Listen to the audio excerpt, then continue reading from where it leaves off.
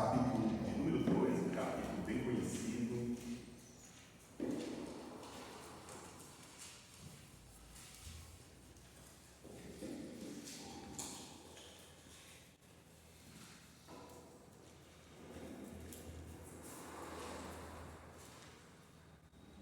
Amém? Atos dos Apóstolos, capítulo de número 2, nós vamos ler 3 versículos, os versículos 16 até 18, que diz assim: mas isto é o que foi dito pelo profeta Joel, e nos últimos dias acontecerá, diz Deus, que do meu Espírito derramarei sobre toda a carne, e os vossos filhos e as vossas filhas profetizarão, os vossos jovens terão visões, e os vossos velhos sonharão sonhos, e também do meu Espírito derramarei sobre os meus servos e as minhas servas naqueles dias, e profetizarão. Amém? Antes propriamente de entrar nesse texto, eu queria fazer uma rápida reflexão com você, porque eu acho importante, e talvez seja uma coisa de grande valia, de grande valor para nós nesse tempo, discernir que tempo que a gente está vivendo. Às vezes a gente não tem uma ideia real de que momento é esse que a gente está vivendo. E tudo que acontece à nossa volta tem muito propósito, nos tirar do foco. Talvez a distração seja o nosso grande problema. E a gente é facilmente levado a se distrair com as coisas do mundo, com os nossos problemas. A gente se distrai com a nossa condição financeira, com a nossa condição de saúde, com a nossa condição emocional, com os nossos relacionamentos, com os nossos sonhos, os nossos projetos. E todas essas coisas, elas tomam um lugar, que é o lugar de Deus. Eu não estou dizendo que você não tem que sonhar, que você não tem que trabalhar, projetar, planejar, crescer, cuidar da sua saúde. Você tem que fazer isso. O problema é que a gente às vezes está trocando de lugar. A gente está colocando isso na frente e a gente tem perdido o foco daquilo que não acaba aqui, daquilo que é eterno. Por mais que você estude, por mais que você trabalhe, por mais que você conquiste, nessa vida você vai para os 70, 80 e até lá e acaba.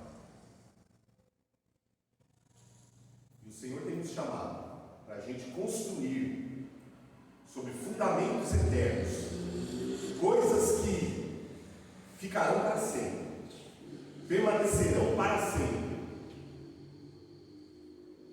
Todo bem, toda riqueza que você possa adquirir nessa vida, acredite, é tão rápido, é tão fugaz, é tão passageiro, é tão temporal, que não há como se comparar com as coisas que construímos em Deus.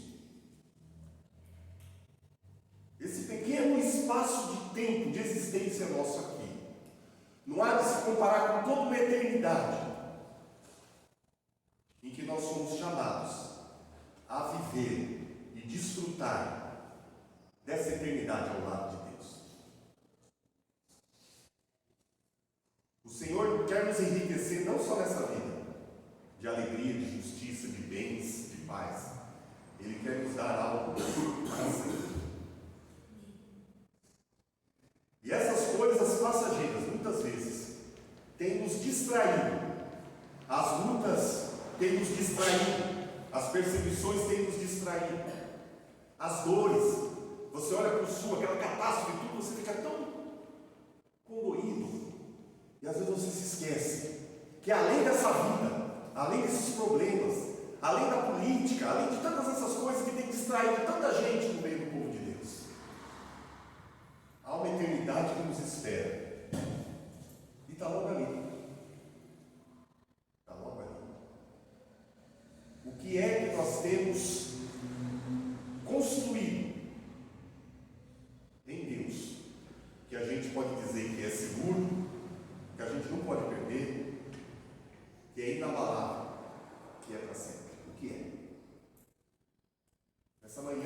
Espírito Santo nos trouxe aqui para que a gente olhe para dentro da gente e entenda por que é que Deus nos chamou, para que é que Ele te escolheu, para que é que Ele me escolheu.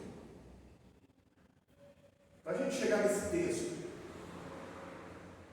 esse Deus que a gente está aqui hoje adorando, louvando nessa manhã, Ele é um Deus que preparou um plano para resgatar, para salvar um homem que caiu, que estava separado de Deus, em sua natureza agora corrompido, e se tornou inimigo desse Deus.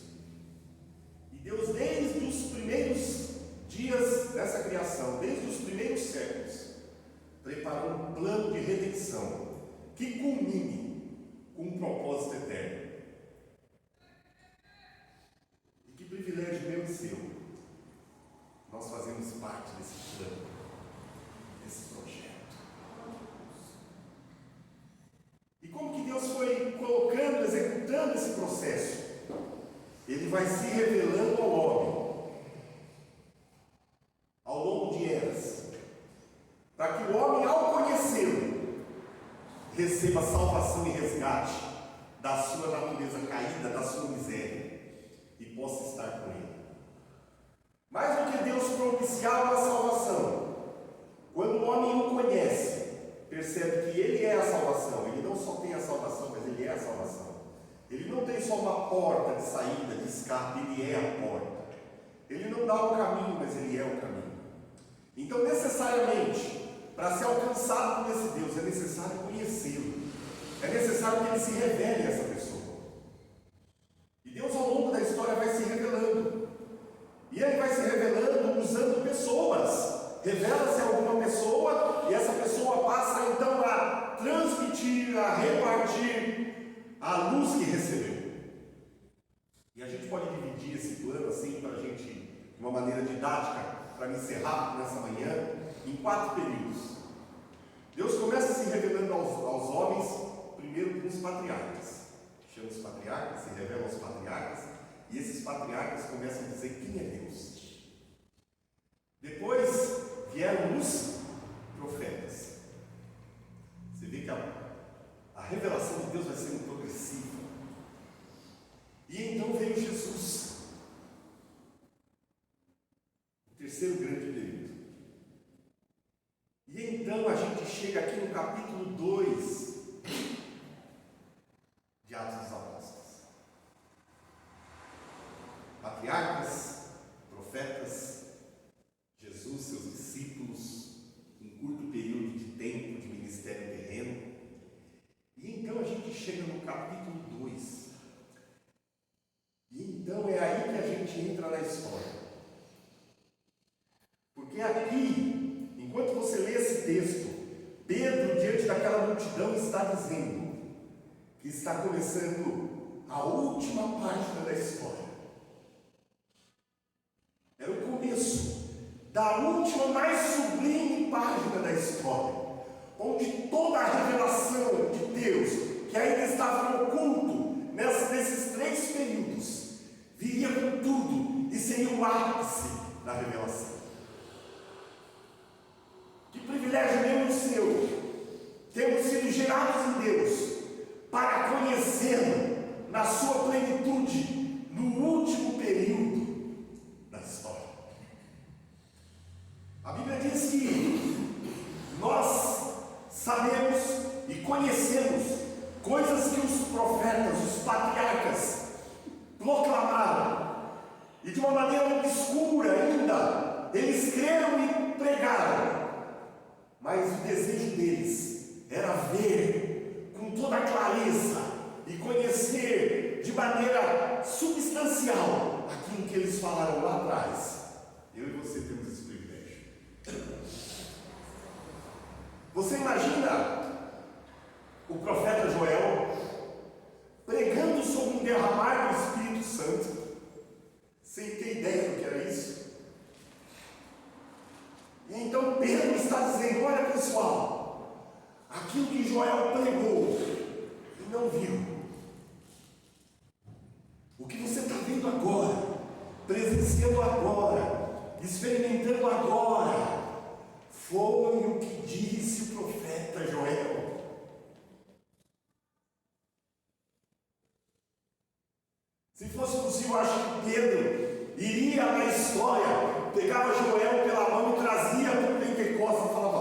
sabia, Joel, que você pregou isso aqui, ó.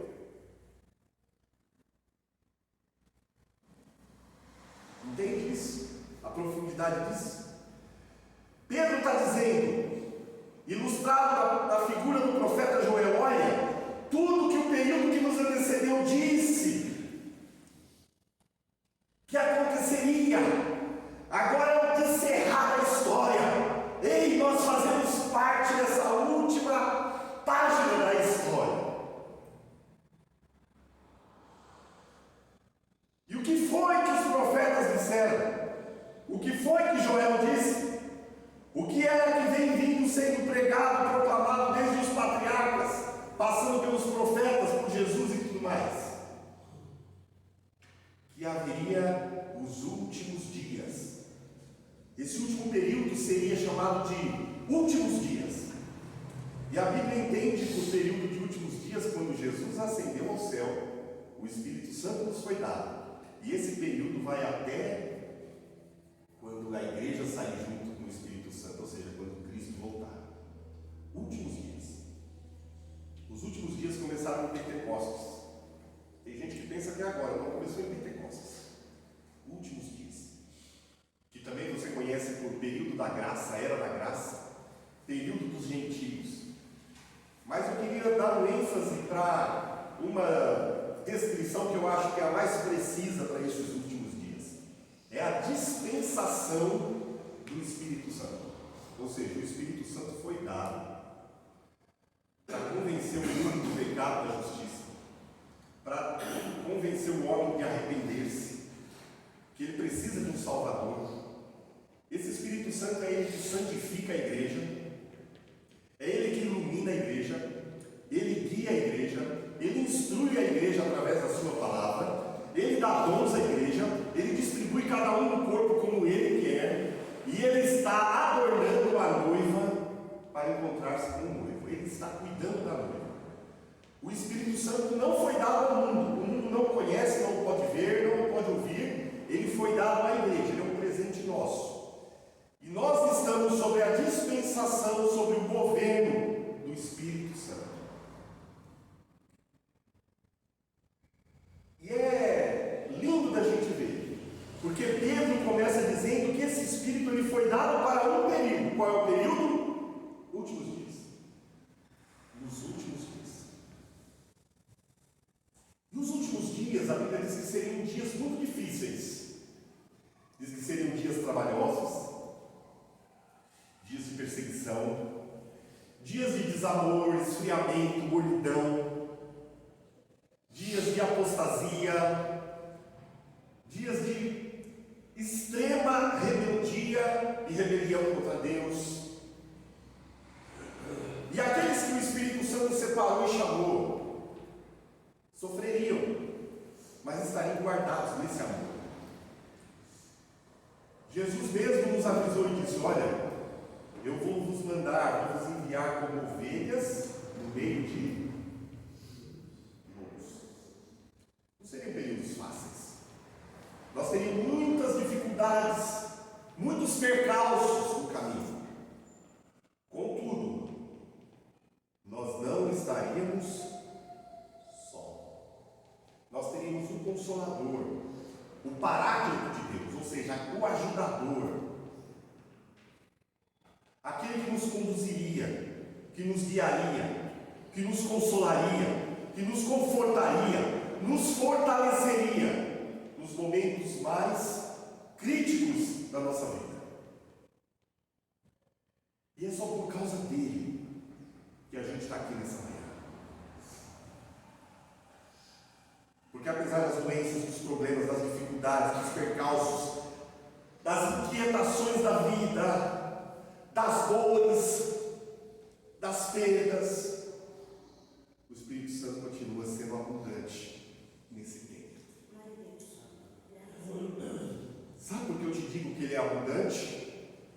Porque a profecia não diz simplesmente que ele seria nos dado, mas diz que ele seria nos dado em abundância. E a palavra é derramar, não é pingar. Pingar é contra gota. nos últimos dias derramarei. Sabe o que é derramar? Derramarei. O Espírito Santo foi derramado. Inaugurou-se então a última página da história. E não é por acaso que o Espírito Santo foi derramado numa festa dos judeus, chamada Festa de Pentecostes, que é chamada Festa da Colheita. Sabe o que significa? Significa que o Espírito Santo foi nos dado nesse reino para fazer a última e grande colheita no reino de Deus. Há 2000 anos, o Espírito Santo vem trabalhando a grande e última colheita de Deus. Você faz parte? Eu faço parte. E como que se daria essa colheita? Pedro começa a dizer, diz que todas as profecias então agora se cumprem nesse último período de colheita. O Espírito Santo seria derramado abundantemente. E uma característica de tudo que é abundante é que ele transborda. Tudo que é abundante é transbordante. Se você derramar abundantemente água nesse copo, vai ter uma hora que ele vai abundar, vai derramar.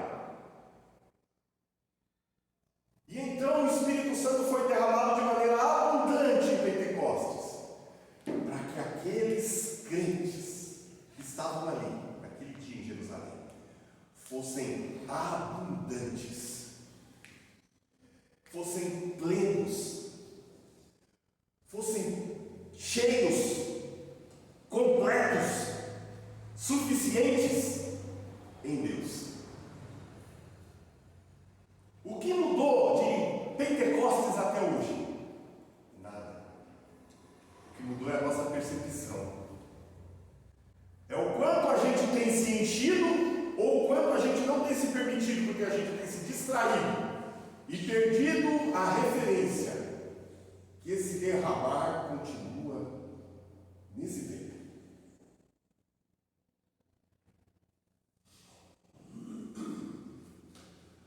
O nosso problema tem a ver com a nossa percepção, com aquilo que a gente tem visto, com a nossa visão, com os nossos sentidos, como a gente tem lido, como a gente tem interpretado o que Deus diz que a gente está vendo no mundo ao nosso redor. E o Espírito Santo então foi derramado de maneira abundante naquele dia, iniciando a última colheita de Deus. E então o que acontecia? Os filhos profetizavam, as filhas começaram a profetizar, os jovens começaram a ter visões e os velhos começaram a sonhar. Os servos, as servas também começaram a profetizar. O que está dizendo aqui? Se a gente voltar aos períodos que eu falei para vocês, patriarcas, profetas, o Espírito Santo não era dado dessa forma. O Espírito Santo era dado de maneira muito restrita. Nos patriarcas, o Espírito Santo, ele vinha de maneira assim, implícita, como sombra, trazia inspiração. Quando chegam os profetas, ou ainda nos patriarcas, ele vinha esporadicamente, de maneira pontual, sobre alguém que capacitava para algo específico e depois ia. Nos profetas inspirava, trazia a palavra profética, mas também era específico e pontual, trazia inspiração e revelação, mas também era sobre alguns. O óleo de unção que representava esse Espírito na velha aliança só era derramada sobre sacerdotes e reis, e tinham que ser do sexo masculino.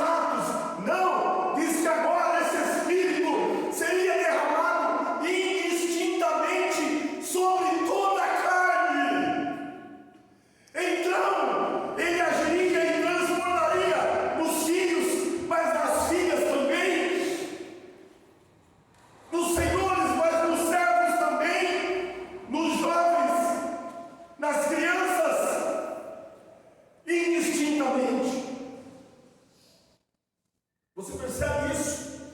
E quem está trazendo a mensagem daquele dia de Pentecoste é o apóstolo Pedro. E ele está entendendo que o Espírito está sendo derramado indistintamente, mas ainda só sobre uma classe de gente. Ah, tá bom, é sobre os jovens, sobre as mulheres, sobre as crianças, sobre homens e mulheres. Mas ainda ele acha que esse derramar é restrito à nação de Israel. Percebe como a gente tem resistências àquilo que Deus está fazendo? Porque a gente está preso nos nossos conceitos, nas nossas tradições. Pedro, como um bom judeu, acreditava que a salvação era só para os judeus, e ele não abria mão disso. Então, o seu olhar referente à palavra que Deus dava é só sobre um grupo que ele contemplava como aptos a receber a salvação e o Espírito Santo. E não é diferente hoje. A gente olha para um grupo de pessoas e fala: isso aí não tem jeito, não adianta pregar para esse aí. Esse aí não é para esse. A gente cria no nosso coração os nossos nichos. Para esse nicho eu posso evangelizar que vai dar resultado. Para esse não. Então a gente cria igreja para jovem, igreja para criança, igreja para velho, igreja para roqueiro, igreja para sertanejo. Porque a gente, no nosso coração, cria barreiras que não cabem mais nesse período. Percebe? A gente começa a selecionar e dizer para Deus: ó Deus, eu vou agir, vou transbordar sobre esse povo aqui, sobre esse aqui não, isso aqui não. A gente se coloca como um pequeno Deus e define quem Deus vai salvar e quem Deus não vai salvar. A primeira característica desse último período é que o Espírito Santo foi dado a todos, indistintamente. E demorou para Pedro entender. E aqui, quando a gente vê que foi dado visão, sonho, revelação e profecia, não é nada de manto, nada disso. Toda vez que você vê no livro de Atos falar de sonhos e visão, tem a ver com o que a igreja tem que fazer. A igreja tem uma missão. Nos foi dada uma missão em Pentecostes: ide pregar, não é isso? Transbordar o que recebeu. É a missão da igreja. Então você vai ver que profetizar, sonhar, ter visão tem a ver com a missão, não tem a ver com ver anjo voando. Você quer ver como que foi que Pedro então entendeu que o derramar não era só para os judeus? Atos 10, se você puder abrir comigo, pode abrir. Atos 10.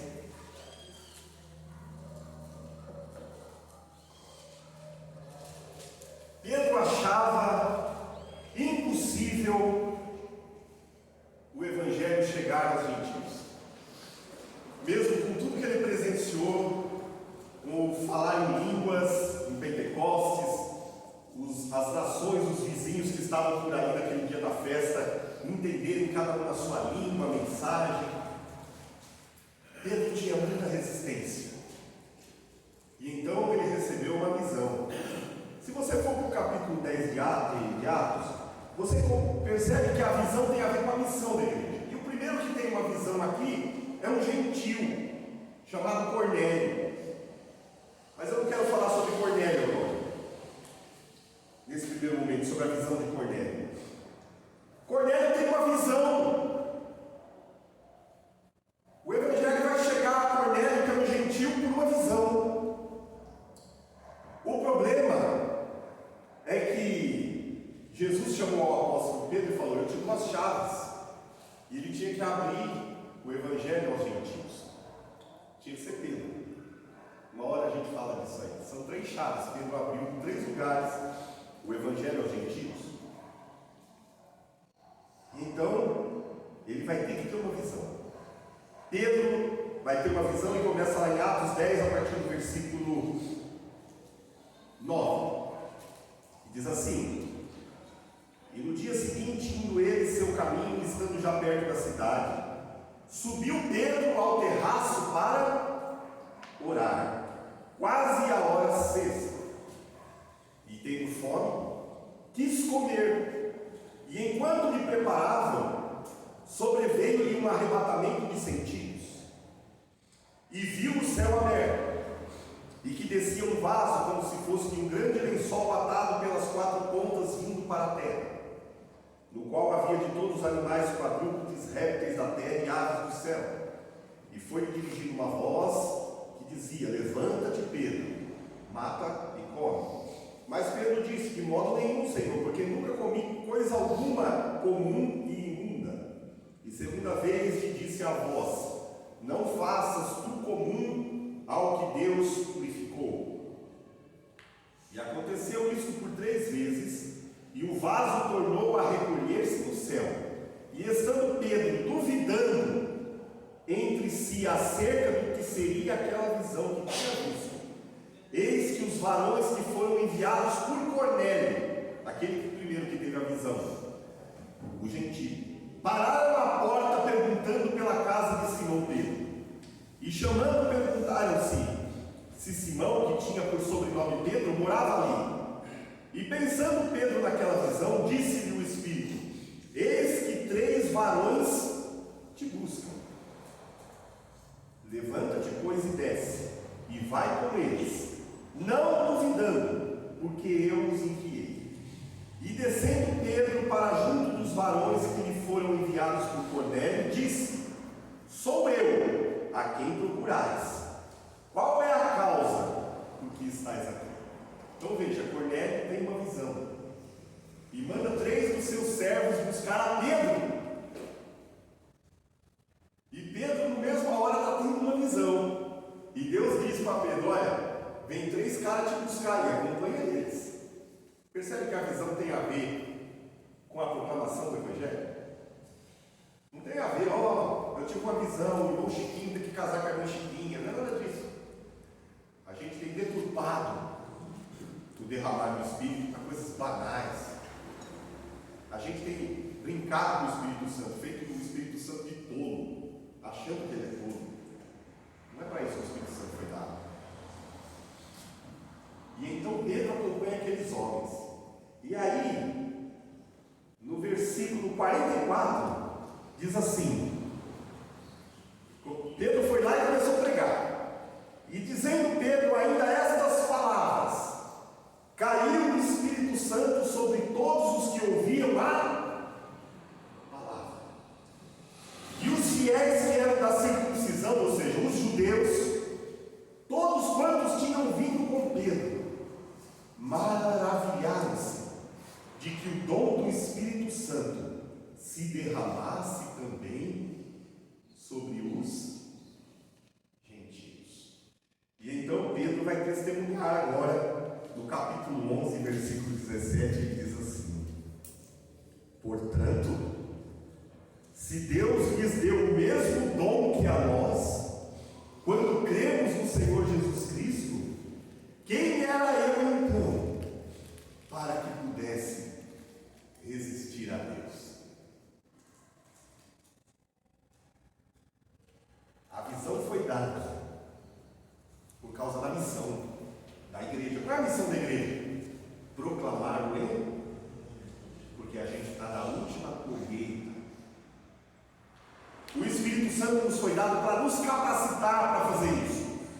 Os sonhos, a profecia, que é pregar, a visão é para alcançar pessoas.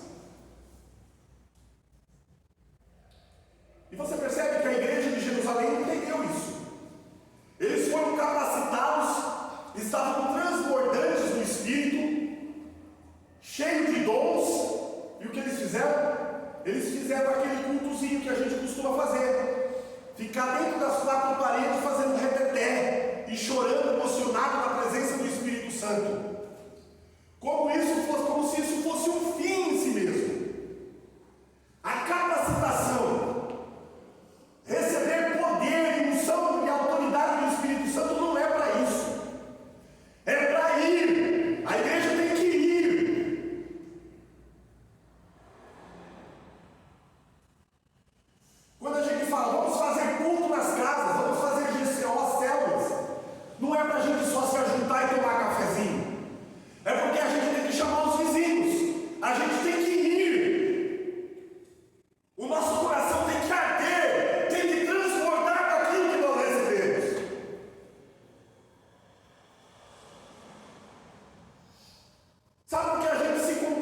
se conforma e se formata nessa ideia de uma reunião numa capelinha por semana, porque a gente tem perdido o foco, a gente tem se distraído com muita coisa, então a gente está muito ocupado, a gente está muito cansado, a gente está muito triste, ou a gente está muito frustrado, e a gente perde o foco. E o Espírito Santo nos capacitou para uma obra que gerará um fruto eterno, de valor inestimável para Deus e para nós. Sabe o que tem acontecido? Nós temos roubado e sido roubados.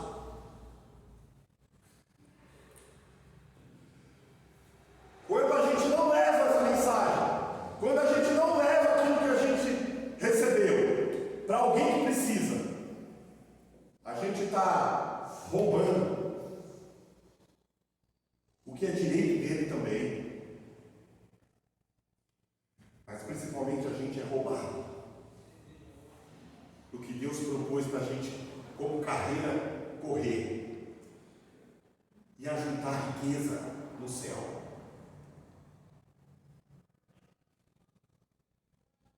O apóstolo Paulo fala aos Coríntios: olha, tem um fundamento que é Cristo, olha como que você vai edificar o seu edifício, olha, cuidado com o que você vai edificar em cima desse fundamento que é Cristo, porque alguém vai construir uma obra de ouro, de prata, de pedra, outra de feno, de palha.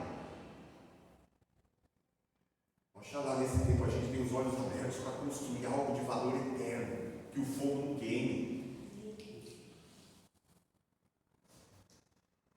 Qual é a nossa missão? Ir. Porque é o tempo de colheita. Sabe por que a gente não está colhendo? Porque a gente não está indo. Nunca teve tanta fome de Deus como nesse tempo. As pessoas estão perdidas, desesperadas, procurando Deus em tudo e em todo lugar, e em coisas, e em pessoas. E a gente está na nossa mornidão, na nossa passividade, como se tivesse tudo bem. E a gente presta um culto de 1h30, 2 horas por semana, meia boca para Deus, para acomodar a nossa consciência, para aplacar o nosso coração e falar: olha, eu estou tudo bem, eu estou quites com Deus. A gente não está, não, porque a gente não está transbordando daquilo que foi derramado na gente. Ou está? Não está. A gente está indo, a gente está indo se der, se sobrar tempo. Porque a minha prioridade é o meu reino, não as almas. É um tempo de desamor, eu sei. Mas quando a gente está cheio do Espírito Santo, a gente é apaixonado por vidas, por almas. Às vezes chega uma pessoa diante de você tudo quebrado aos cacos, e você está vendo a pessoa contando a história, dando explicação e argumentando por que ela chegou ali. E no fundo você tem um diagnóstico, e você sabe exatamente o que é o problema, mas você se cala. A gente está vivendo um tempo de tanta urgência e a gente não percebeu que a gente não está precisando nem ir, as pessoas têm que procurar para a gente, e a gente está com as nossas bocas fechadas, com os nossos lábios atados, cerrados, para falar da boa nova que a gente recebeu e mudou a nossa vida. Você sabe exatamente o que é o Evangelho? Eu gosto de uma definição que eu acho perfeita. O Evangelho é um mendigo como eu, contando ao outro mendigo que está lá fora, aonde eu achei pão, onde tem pão. Isso é o Evangelho. Eu sou tão carente da graça de Deus, como aquele drogado que está sentado no banco nessa praça aqui na frente agora. Ali. Mas eu preciso ir lá e dizer para ele: olha, eu sei onde tem pão.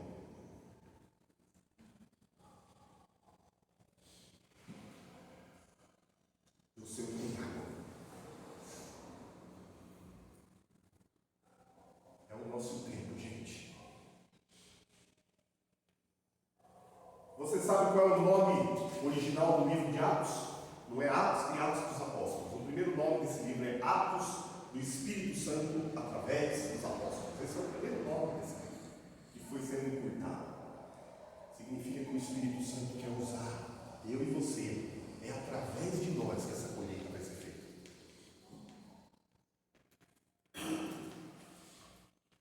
A gente não pode fechar nossa boca. E é isso que em Apocalipse está dizendo. Que a gente nesse tempo tem que fazer duas coisas. Proclamar o Evangelho, porque por causa da visão que recebemos. E nos se santificar para isso. Porque está acabando o último período. Jesus está voltando. É urgente. Pregar e santificar. Apocalipse não precisa abrir. Apocalipse 22, versículos 10 a 12 diz assim: Disse-me, não seles as palavras da profecia desse livro. Não pare de falar, de pregar, de proclamar. Não seles as palavras do livro desta profecia, porque próximo está o tempo. E aí você tem que se santificar. Agora é a hora.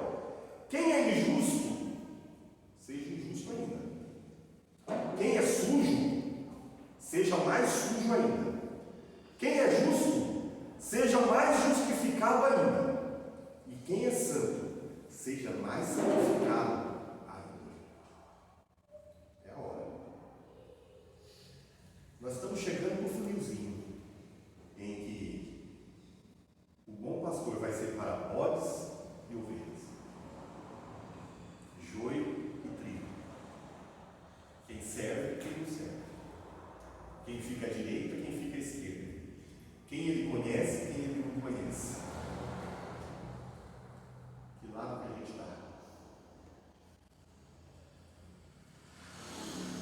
A gente precisa abrir a nossa boca e proclamar. Sabe por quê? O nosso papel é levar a palavra até o ouvido. A Bíblia diz assim: como crerão se não há quem prega? Se não há quem vá? Como crerão? A fé vem pelo ouvir. O nosso papel é levar a palavra até o ouvido. O ouvido do coração é o papel desse grande Espírito Santo que está regendo essa última dispensação. Faça a sua parte, você verá como Deus fará dele. Talvez eu quero encerrar já com isso. Quando a gente fala do derramar do Espírito Santo, a gente imagina que a igreja de hoje tem que ser que nem a igreja de Atos 2. Não. Porque esse derramar do Espírito Santo, ele é distinto ao longo desse período. E eu vou mostrar para você. Porque tem aqueles irmãos saudosistas que falam assim: olha, tinha um tempo que o culto, todo mundo pulava no meio de pipoca, blá blá blá, todo mundo profetizava, todo mundo interpretava a língua, todo mundo fazia isso aqui. Era um barulho, hoje o culto é mais calmo. Parece que o Espírito Santo não está nessa calmaria. Parece que o Espírito Santo fechou a torneira. Não. Ele continua derramado do mesmo jeito. Você quer ver? E a gente vai terminar com isso. Tiago, vai lá para Tiago.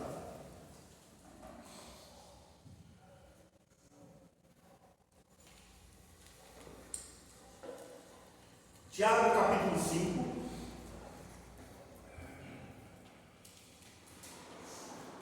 Versículo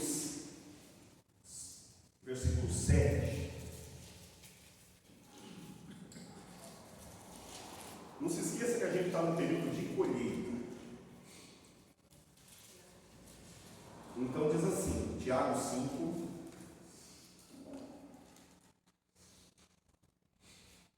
versículo 7. Sede, pois, irmãos, pacientes, até a vida do Senhor Jesus, ou seja, quando acaba a nossa dispensação de colheita. Eis que o lavrador espera o precioso fruto da terra, aguardando com paciência, até que receba a chuva temporã e a chuva serôdia. Então, o lavrador, que é Deus, ele tem esperança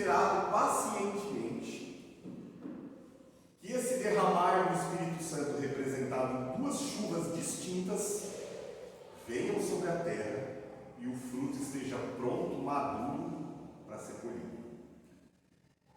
Esse derramar do Espírito Santo é representado por dois tipos de chuva. A primeira chuva é chamada de temporã, e ela caiu no dia de Pentecostes. Temporã vem de temporal, significa uma chuva forte, com muito vento, rajada, barulho, relâmpago, trovão, temporal. E Pentecostes foi assim, né? Viram língua de fogo, certo, Pedro?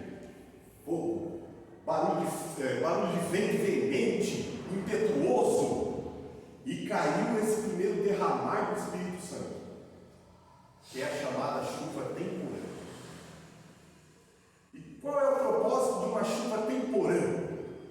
É molhar profundamente o solo, amolecê-lo para um plantio.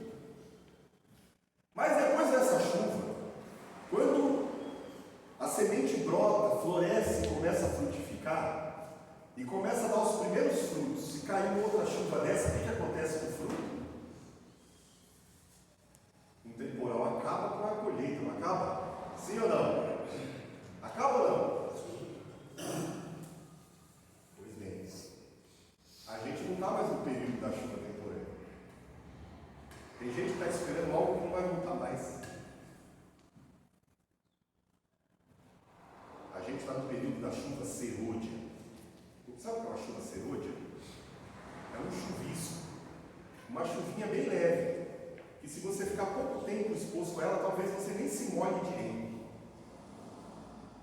Mas ela é constante, contínua, duradoura, e nutre a planta da semente até o fruto, sem derrubar, sem ferir, sem fazer mal ao fruto, preservando o fruto desde o mais maduro, aquele mais tenrozinho que ainda está nascendo. Sabe por que você tem se percebido tão sem o Espírito Santo? É porque você está no período de chuva serôdia e você tem se exposto muito pouco tempo a esse derramar, então você se molha pouco, quase nada. Tem gente que quer a chuva temporã porque ele vem num culto de barulho, em 5 minutos ele já está todo molhado, Só que aquilo não está produzindo mais fruto mais. Não é o propósito é a terra, a raiz. Para frutificar, você tem que receber chuva serôdia continuamente. Tem que estar exposto à chuvinha de Deus todo dia. E a gente não quer isso aí. A gente quer uma rachada de poder, de profecia, né, pastor Guilherme? Está tudo bem. A gente não quer ter vida com Deus, vida de oração, vida de palavra. Então a gente tem a impressão que o Espírito Santo não está atuante, não está transbordante, pois Ele está. E Ele está aqui nessa manhã. Como está? Está. Ele está nessa manhã. E como que eu faço? Eu quero encerrar com isso. Para mim estar exposto a essa chuva fininha do Espírito Santo. Como que eu faço? Para recebê-la continuamente e transbordar. É fácil. Efésios 5. Vamos terminar com isso. Eu gosto da Bíblia porque a Bíblia tem receita para tudo.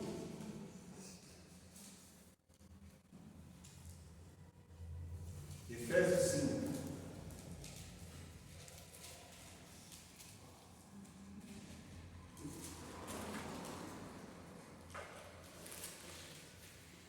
Como eu comecei dizendo para vocês, eu quero terminar dizendo com isso. A gente, na verdade, não tem percebido, entendido em que tempo a gente está vivendo.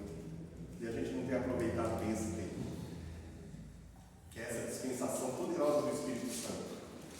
Então, em Efésios, Paulo começa dizendo assim, no capítulo 5 e versículo 15, ele começa falando sobre o tempo. Portanto, versículo 15, vede prudentemente como andais, não como nécios ou como tolos,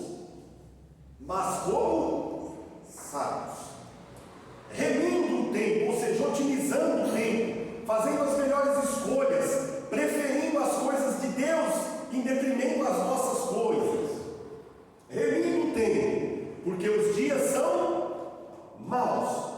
Pelo que não sejais insensatos, mas entendei qual seja a vontade do Senhor para quando? Para esse tempo. E aí ele diz: então, não vos embriagueis com vinho, em que há contenda, mas enchei-vos ou transbordai-vos do Espírito. E aí vem a receita: como você vai se transbordar do Espírito? Está exposto e se encher desse Espírito. Como que faz isso? Falando entre vós com salmos, salmodiando e cantando hinos espirituais, cantando e salmodiando ao Senhor no vosso coração, dando sempre graças por tudo ao nosso Deus e Pai, em nome do Senhor Jesus, sujeitando-vos aos outros no temor de Deus. Se fizer isso aí é uma receita, a gente vai ser cheio do Espírito Santo. Graças a Deus. Quando a gente se ajudar, em vez de ficar falando da vida dos outros, vamos salmodiar, vamos cantar. Canções do Espírito não é coisas inteligíveis. Não. O Espírito ele se move pela palavra, cantando a palavra, sendo grato a Deus por tudo que tem, sem desistir do que quer, mas sendo grato pelo que já tem, sendo grato, e sempre se sujeitar ao outro em amor, em temor, considerando o outro superior a você, tão valioso para Deus quanto você, mesmo quem está lá fora. Percebe? Não se distrair com as coisas do mundo. E se a gente fizer isso, a gente vai ser cheio do Espírito Santo, porque existe uma regra. As pessoas pensam que o que contamina o homem é o que entra pela boca. Jesus disse que não. Tomou café, tomou vinho barato, contaminou, tomou Coca-Cola estragada, comeu feijoada. Tem gente ainda preso nisso. Na sexta-feira nós falamos sobre o ascetismo. Não é isso que contamina o homem. O que enche o homem dentro é o que sai da boca dele. Sabia? Tudo que você leu aqui, que é a receita para encher-se do Espírito Santo, tem a ver com o que você verbaliza. Você se enche dentro do que você verbaliza. Se você salmodia, se você canta, se você prega, se você agradece, aquilo te enche de gratidão. O que enche o interior do homem é o que ele verbaliza.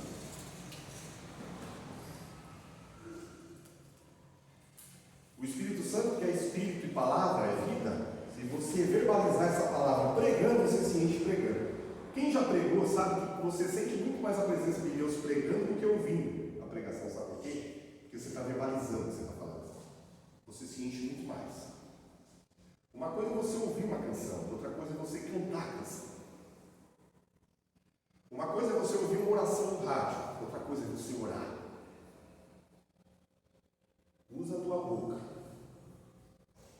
para se encher dessa última chuva de Deus e você vai dar fruto. Amém, gente?